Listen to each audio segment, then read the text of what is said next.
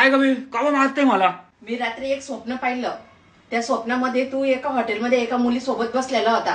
ते पण कॉफी पित होता तू तेव्हा तिथे. कोण होती ती मुलगी मला सांग.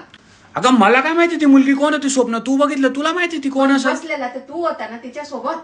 अरे तुला लाज पण वाटत नाही? एकाच कप मध्ये मस्तपैकी कॉफी पित होते तुम्ही. अगं ते स्वप्न आहे ना ग, ते खरं थोडी आहे. ते स्वप्न असो का खरं असो, पण होता ना तू बसलेला.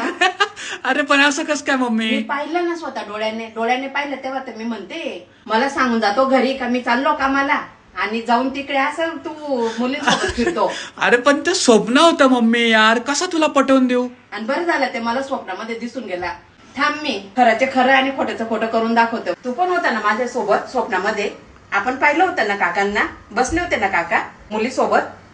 होय काका एका माणसावर बसले होते. बघ तो सुद्धा खरं बोलतोय. स्वप्नात का असते ना पण त्याने पाहिलंय ना, तो म्हणतोय ना. अगं पण तुला कसं सांगू यार, ते स्वप्न आहे मम्मी, ते खरी गोष्ट नाहीये. अजून तोंड येतोय का? भोला भाला था, सीधा साधा था, मैं तो नादान था.